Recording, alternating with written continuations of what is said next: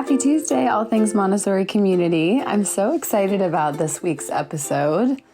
We have Jamie back with us for this episode. Oh man, it was so fun to chat, hear all of her updates, and just be on the episode together. It's a blast. I hope you enjoy. We talk all about summer and breaks in general and how to, take care of yourself, but also, see if there's any professional development resources or anything to help you feel refreshed and reset for the school year. This episode is brought to you by Patreon. We have a new patron to welcome, Phoebe. Phoebe, thanks so much for becoming a patron of All Things Montessori. I really could not do this show without all of you, so thank you so much. And if you want to become a patron like these amazing human beings, you can go to the link below, which will take you to our Patreon page, and you can select the donation. And if you don't want to do that, that's fine too. I appreciate the listenership and the support more than words can really say. So thank you all so very much. And an update for everybody who is already a patron. I got the stickers in the mail finally. It was a mess, but Etsy was great and they helped me. And I finally got the All Things Montessori stickers and they will be going out in the mail very soon. So thank you all for all your patience. And then of course, this episode is brought to you by Sapling Supply. I had the pleasure of interviewing Paul and Joe from Sapling Supply a few episodes back. So if you haven't listened to that one yet, go ahead and listen to it. It's really, really fun. But they are wonderful humans and they have created this beautiful company. And if you're looking for something for your Montessori classroom or perhaps something for your home environment, I couldn't recommend it enough. So you can go to their website, it's linked below, and you can get 10% off anything site-wide using our promo code ATM10. Without further ado, here is this amazing episode with Jamie. Hey Jamie, how's it going? Hey Rachel, it's going well. Happy summer. Happy summer. It's hot. It is hot, although my friends and family in the west coast of the U.S. are in worse shape, although it seems like maybe it's breaking a little. I think so too. My cousin and my aunt they were at a wedding this past weekend and they were so excited to go to the Northwest at this time of year to get kind of nice 70s, maybe low 80s. And it was like 108. So yeah. And out there, most people don't have air conditioning in their homes. So even though it's hot here, I'm grateful that me too. More cooling options. Yeah, I know. It's so wild that those temperatures, just seeing that, it's nuts.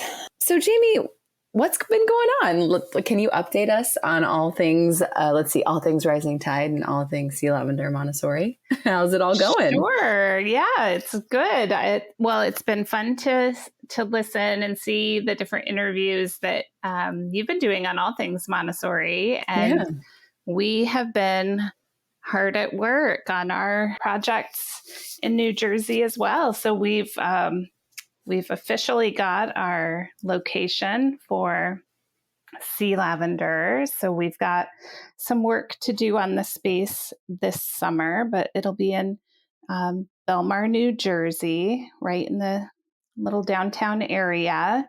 We're getting close to full. Amazing. We only have a few spaces left for children, which has exceeded our expectations for the school.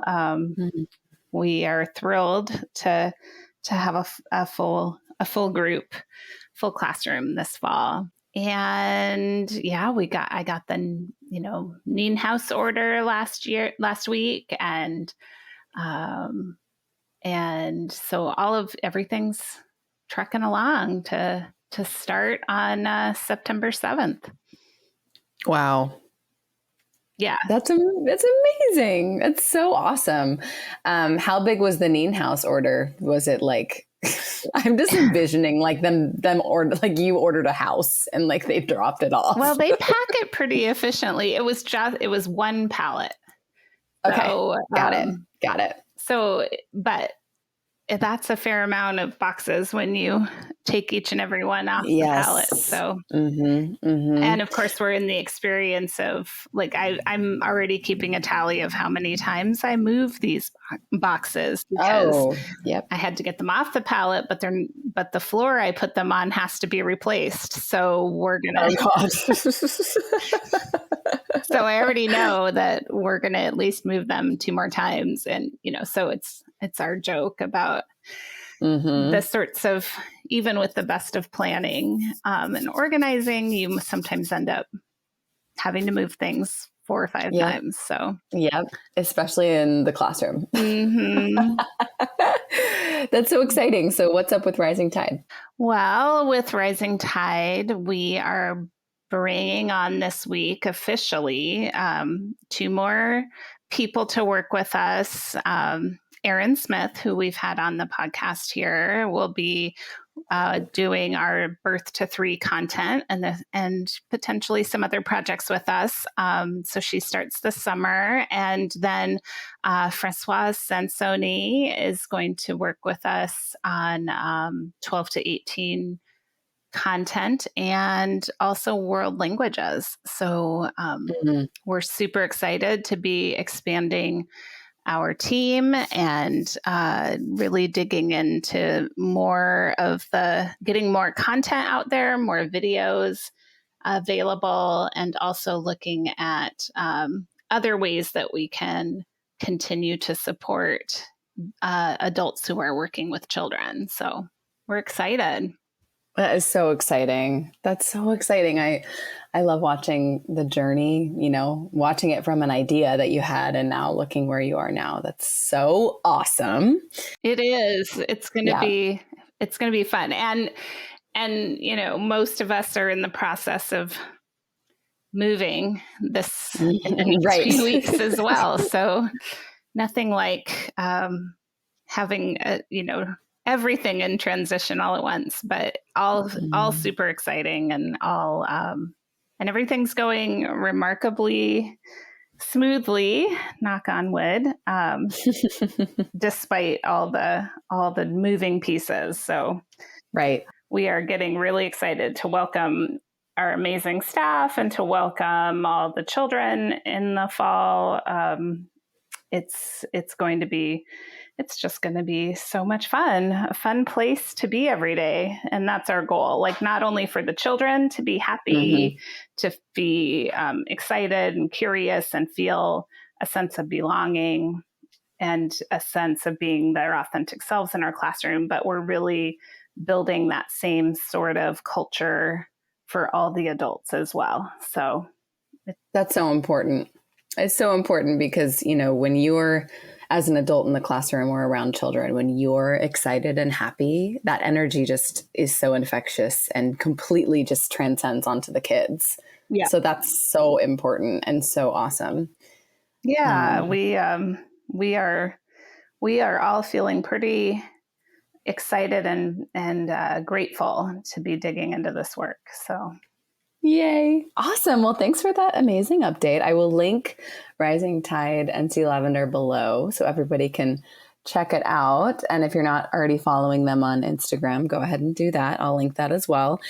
And, speaking of summer, we were sort of brainstorming what to talk about, as we always do.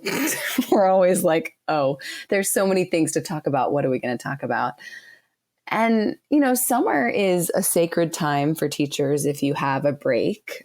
Breaks in general are a really important time. But also it's sort of a hard time to figure out how to use that time wisely. I would find myself going into the summer with a list of a million things, and then I would just get so overwhelmed that I wouldn't get anything done. So I wanted to talk with Jamie just about how we can utilize our summer or any kind of break that you're on, but also still have time for yourself. So Jamie, how did you use your summers when you were in the classroom? I was actually just trying to remember because it's been a really long time. And since I left the classroom to work with adults, I haven't really had a summer off of, of day-to-day work. But let's see. I mean, I had little kids then too. So yes, right. So like, oh, and my summer was completely full of other small children. But I think that one thing I did or tried to do as much as possible was go to the EAA summer conference. yeah. And I know you've been to one too, Rachel, right? I have never been to you one. haven't? I was going to go. It was it's one of those things that, I've always had something happening when they were happening, or there was one in Colorado that I wanted to go to, but something else was going on then. I think I was going to Mongolia, which that was cool. But I have not been to one. And I think last year it was canceled or it was virtual or something, right? And this year it's going to be virtual too. So if you, right. I'll probably go because it's virtual. If you're an EAA member, I encourage you to go, or some sort of, there's lots of really great professional development offerings now. And they're all virtual or largely virtual again this summer. So I do encourage people to do something like that with the summer, because so with summer holidays here in the Northern Hemisphere, we have this long chunk of time out of the classroom usually. And so it's a nice time to do some professional development when you're not going back to work on Tuesday morning or something with the children, when you have time to really reflect on it and not, it's good to do it during the year too. I'm not saying one is better than the other. I'm just saying don't forget that you have this additional time for reflection in the summer oftentimes. So yeah, I think that's super important to take advantage of, even if it can sometimes feel like the last thing you actually want to be doing, because it does require focus and engagement. So I think that's one thing that I think is useful to try to plan in your summertime. And I know most teachers figure something out to support them in the summers. And then, but also taking some downtime, really making sure that you're taking several days in a row that you're not working on your classroom stuff, that you're really giving yourself time to let go of that and think about all sorts of other things in your life. And yeah, things you haven't maybe had time to think about, or, I get what you mean about, those conferences and things like that, how it's like, okay, I'm on break. And I know I should go to this thing, but I'm so tired. And it's so good to be re-inspired. And good to be re-inspired and go to one of those things. And like you said, Jamie, not just have to run back into the classroom in another day or something, because then you have the time to really sit with it, and you have the time to really reflect, because, the school year just will basically flash before your eyes, and so many things happen. And I remember having just like a list of things that I needed to get to, but I didn't seem to be able to get to them until the summer. And then the summer came and I was so tired, I didn't want to do them. So I just think it's sort of a balancing act, right? Like, finding those ways to be re-inspired over the summer, but also giving yourself a break, like going to the pool, or just like having a couple days where you go see friends or family, or go on a nice road trip somewhere, or just taking that time to just disconnect from your role as being a teacher. Yeah. So, yep. Just, allowing your mind to really be in the present and to be free of the 27 things you're usually juggling during the school year. But then also, anyone who's a teacher knows that just because it's a holiday, it doesn't mean that you aren't working or thinking or planning. And so when you I had a notebook that I would jot ideas in, or I was always refining classroom systems, or Mm-hmm. how I might do something differently next year. So also give yourself time to brainstorm about these things, think of new ways, or reflect on what worked and what didn't work in the previous year.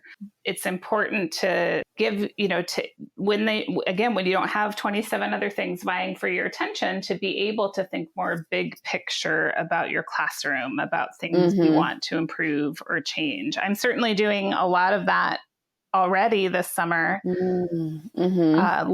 looking toward next year of how I'm going to welcome this community of children. How am I going to build the culture of the classroom, especially a group of children that have spent the previous year mostly at home, with Oh my COVID. gosh. Right. So how are we going to learn to be in community together again, all of us? Mm-hmm. And Mm-hmm. then what systems could we establish that will support that? And so, it's thinking about those kinds of things. I think it's good to be very intentional about uh, carving out time for yourself to do that kind of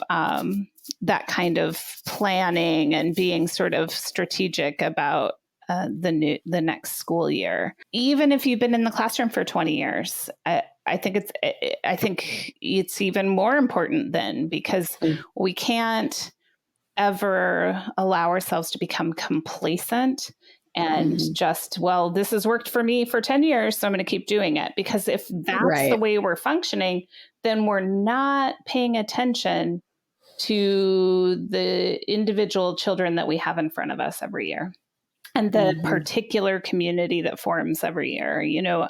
I taught for 11 years before, and I had a different community every year, even 2/3 of it, even though 2/3 of it was the same, right? But Mm-hmm. um, a different, combination of children results in a different kind of community that results in different kinds of needs that required me to shift our systems and our sort of rituals in the classroom to support that. So even if you feel like you've got this pretty well down, I would take some time to reflect on what is and isn't working. And do you have systems you've put in place for the entire class that were really meant for a handful of children, and maybe you need to scale those back, or, just do some real critical reflection on how the classroom has been functioning and what you might want to shift and change.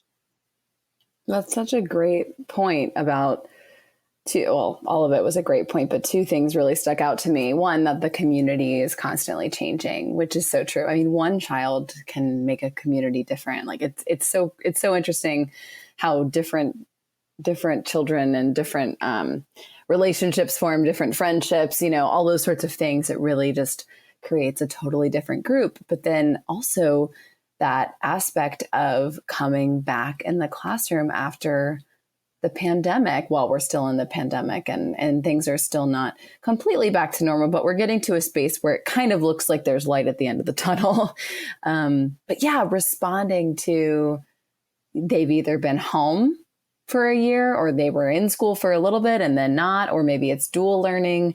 Yeah, that's a lot to think about. What are some of the things that you've thought of in terms of the response to COVID? Well, I mean, the big thing I think will be helping the children with their socialization. Yeah, that's what I was thinking. Mm-hmm. So Yeah, totally. Because I mean, we're all a mess.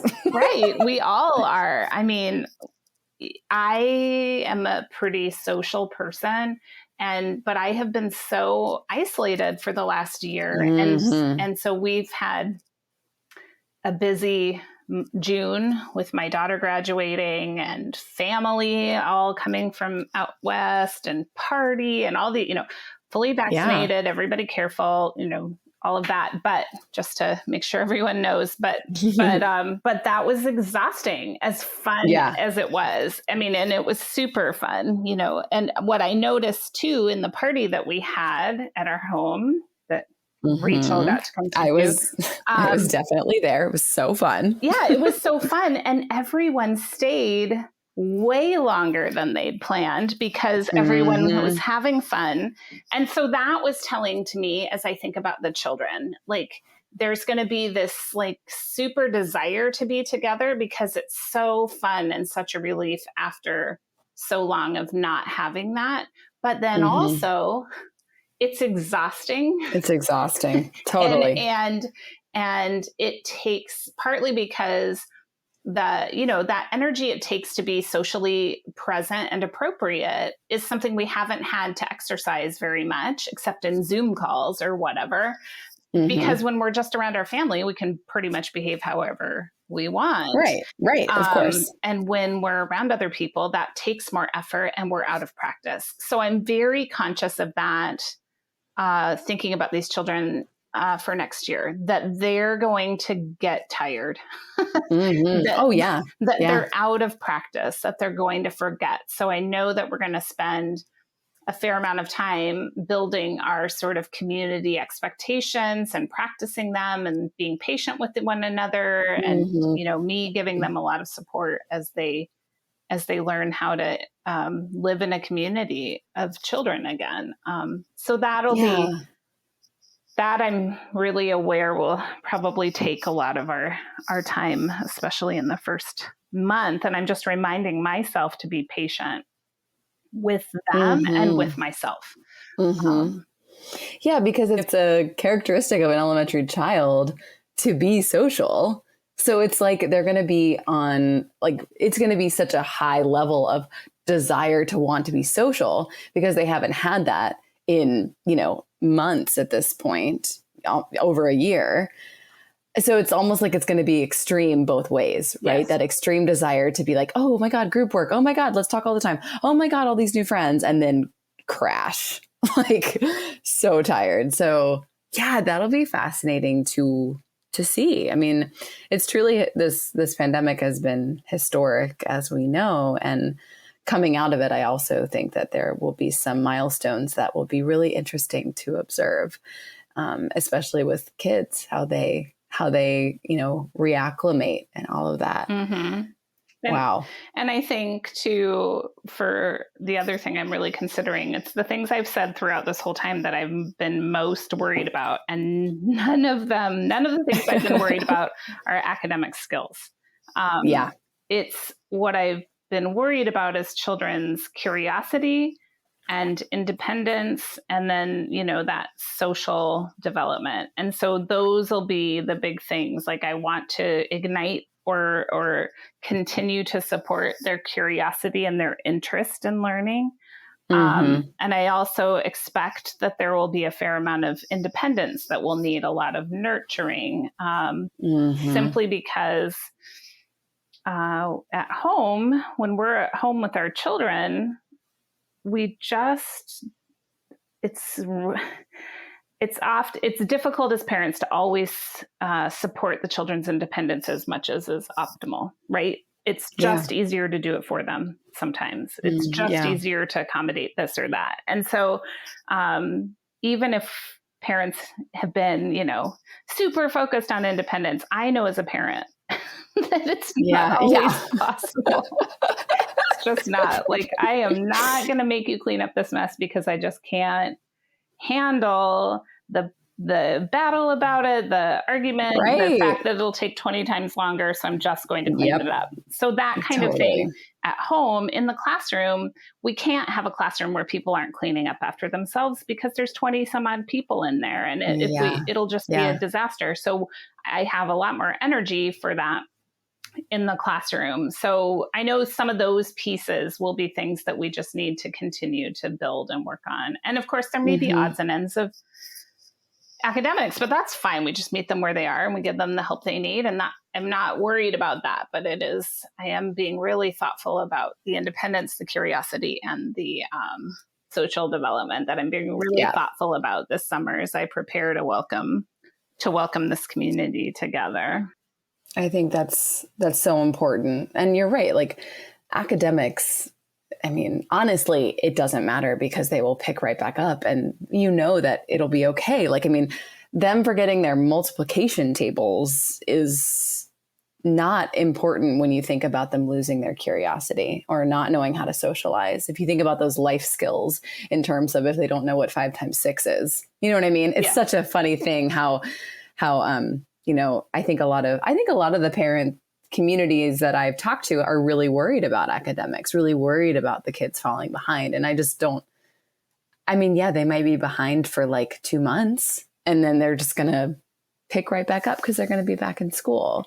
And, we're lucky in Montessori that we have time with them, to really help them gain those skills. I know it's not like that in every community, but also there's a big question of like, what are they following behind? Like what? Right. They're still learning and growing. Yes. And there's any sort of, I struggle with that because if we had a national standard about what a 40-year-old needs to know about I know. calculus, like I would be way behind because it's been 27, 8, 30 years since I took calculus and I'm behind and not adequate. Like, so I struggle with approaching children that way instead of like acknowledging, we've had this unprecedented event and children still have been learning and growing. In fact, I've been talking with our families that we'll welcome in the fall. And some parents have asked, what should I be doing this summer to prepare my child? Because, we've missed this or this. And it's like, nothing. Nothing. Hang out together, maybe socialize more if you feel comfortable doing that to help them get more accustomed to being around more people. Continue to read together, read out loud, have the parents read out loud, explore, now that you can get back into spaces, if you're comfortable doing so, get to the library, get to museums and those sorts of things that inspire interest and excitement, spend time outside, explore nature. But, and I would say the same is true for teachers this year too. You guys, people that worked either remotely or in person or some of both all of last year have had a much more draining year than normal. So also give yourself the opportunity to relax, reconnect with, aspects of life before COVID. And think about, I think everyone, whether or not you were remote or in person this last year, next year's, the next school year is a time to restart and rethink again. How is it going to look? Where can, so there's time for that as well as time for just rest this summer. Yeah. Don't be hard on yourself if you do more resting. Actually, just do more resting because we could all use a big old break from the past year and a half. Gosh, it's been so long. I know. I was kind of thinking about, it's funny that a year ago in some ways doesn't feel that long ago. So I'm very conscious of some of the episodes we did last spring and summer when we didn't realize how long this was going to impact. Oh, no. No, I remember it was so funny when COVID first started, Jamie, we were like, should we do an episode about it?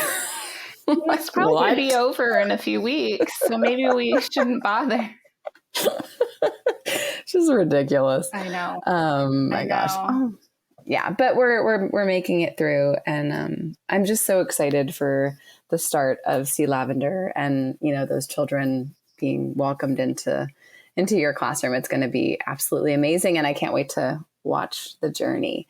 And thanks so much for being here and chatting about all this fun stuff and all of your updates, and then your reassurance to all the guides out there to make the most of their summer, whether it be a restful one or a highly productive one. Either one is great. Or something in between. Right. Some balance is key all the time. I mean, I think with this work for most of us, it's such a central part of who we are that it's satisfying to do the thinking and the reflecting and the planning, because it's more than just work, but also it is important to have things beyond this work. What else is fun and engaging in your life? So pick up a new hobby or something like that, or go back to an old one, so that you're really working on that sort of balance. But no, it's going to be a great year, and I will definitely keep you all posted, and I'll be checking back in here with Rachel on a regular basis. And and if there's any specific questions or things people are wondering about that my response might be interesting or helpful, don't hesitate to let us know. I'm happy to talk about whatever's going to serve people in this amazing work you're all doing. Yeah, so definitely reach out to me. Our email is allthingsmontessoripod@gmail.com, and I'm happy to relay any questions to Jamie, and then we can always put it in an episode. So thanks again, Jamie, for being here. It was so fun. It was fun. It was super fun. Thanks again, Jamie, for being on this podcast. It was so much fun to chat together about everything, and especially how to take care of yourself over the summer. So again, if anyone has any questions, you can definitely reach out to me at allthingsmontessoripod@gmail.com. I would love to hear from you. And if anybody needs any support, advice, maybe just somebody to talk to, always feel free to contact me via email or direct message me on Instagram. I truly love to chat about this stuff. So thanks again for listening.